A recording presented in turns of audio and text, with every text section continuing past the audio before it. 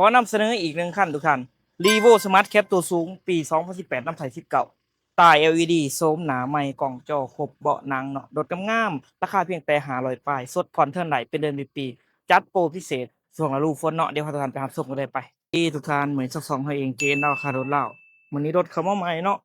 Revo Smart Cap ตัวสูงสีป่อนงามๆรถเขาซื้อมาเองเนาะขายเองบ่ผ่านแน่หนาเด้อ ขอราคาพิเศษไล่เนาะแล้วก็พร้อมกับของแจกของแถมเนาะหรือว่าท่านใดพาคนมาซื้อมาขายก็มีค่าแนะนำให้เริ่มต้นคันละ7,000,000กีบเนาะมาลมกันได้เนาะตัวนี้ใส่ตา LED ทั้งหลังทั้งหน้าเนาะแล้วก็มีกล่องถอดกล่องถอยให้ครบสีปอนงามเลยเราคัดเนาะเราคัดสีแล้วเก็บทุกจุดเป็นบอลเนาะถือว่างามสุดคันนี้ราคาเต็มคันนี้ถูกอยู่575,000,000กีบเนาะมาเบิ่งตัวจริงก็โอ้ลมกันได้ต่อรองกันได้เดี๋ยวพาทุกท่านไปเบิ่งรถข้างในก็ได้ไป ข้างในเนาะข้างในก็จะเป็นโทนสีดำเด้อทุกท่านเด้อสวยๆงามๆพับแบนได้ทุกท่านออปชันก็ถือว่าให้มาครบเลย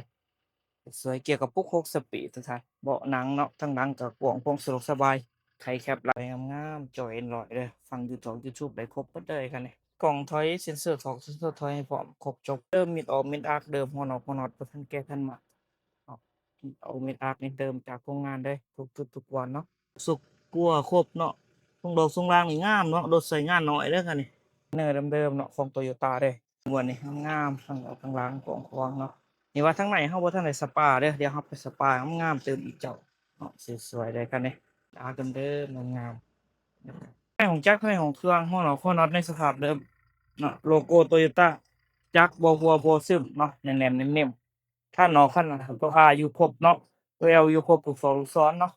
เอาฟืนมาไฟก็ตัวใหม่ บ่มีก่อนเด้อจัก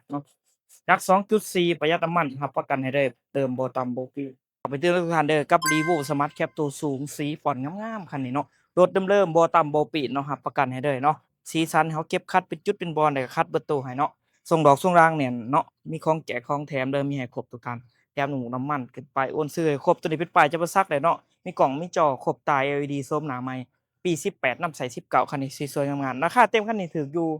575,000,000กีบเจ้ามาเบิ่งรถตัวจริงก็สามารถโอ้ร่วมกันได้ต่อรองกันได้รถอยู่ปากเซเด้อรถเฮาเองขายเองบ่ผ่านนายหน้าเด้อโทรก่อนทุกครั้ง9733โต679ขับเองโจนัสจะสอนใน2 JN เอาค่ะทุกดาวขอขอบใจทุกท่านได้เจอกันในคลิปต่อไป